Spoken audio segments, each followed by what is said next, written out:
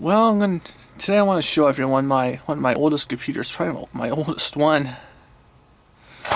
It's my old PicMate for 86 25 megahertz. At least it was at one point. Now it's a AMD K6 for 850 megahertz. 320 megabytes of RAM. This drive is not hooked up. I don't think I even have any of those discs anymore.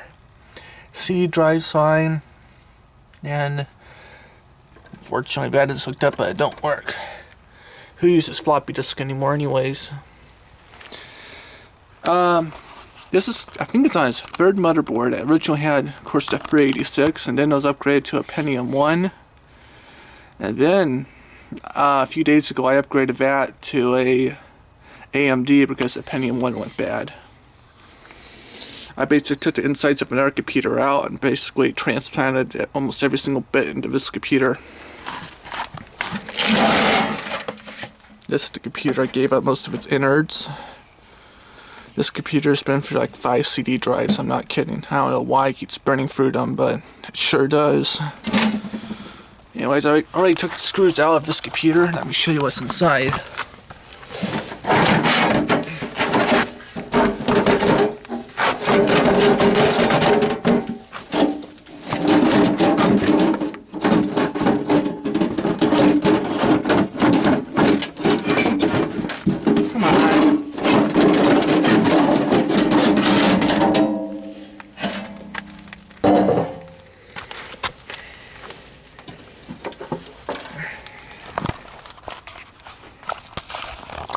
I also transplanted the hard drives. I don't know, I had one hard drive in it when I took it apart and transplanted everything. And now it has two of them. It has one 4 gigabyte, which is that one. It's like a Fuji or however you say it. And then it has a Quantum 6 gigabyte, originally from a Gateway Pentium 2. I think it was E3200 was the model. Nice heatsink for the computer, at least. And there's an ISA sound card, PCI network card, which I don't really network with this computer. It's just too old to do any kind of networking with, but I do. And I have a LAN, local area network, and a little server I made, so I do use that occasionally. Got a USB card, which I use my ultimate, my laser mouse, however you say that. And this, we actually had this graphics card since we had our Pentium 166, and back then it actually wasn't that bad of a computer for the games. It's a 16 megabyte, and it costs like $200. I didn't hook up any of this stuff when I put it back together because I don't use any of it.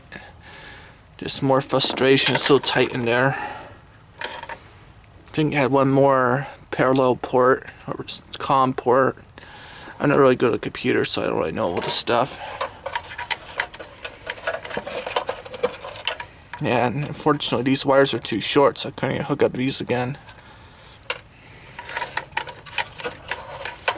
I like some of these old computers. This is my second computer with the switch actually on the power supply.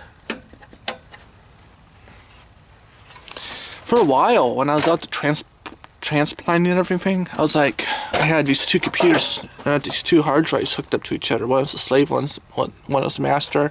I had them both set up on cable select.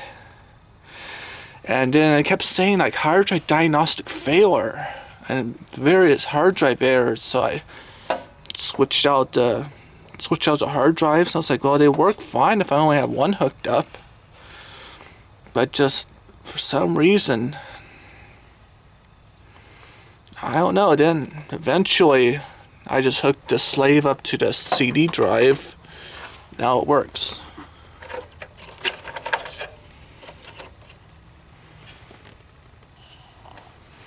Anyways, I thought everyone might find this interesting.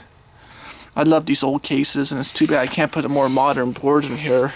At least maybe something, 10 years newer. But, you're kind of limited to your selections with AT stuff.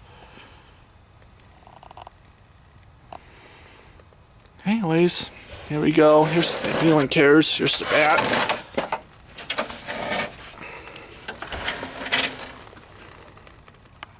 Yeah, I just really love this case so much, and I just couldn't throw it away because I had a bad board, a bad motherboard.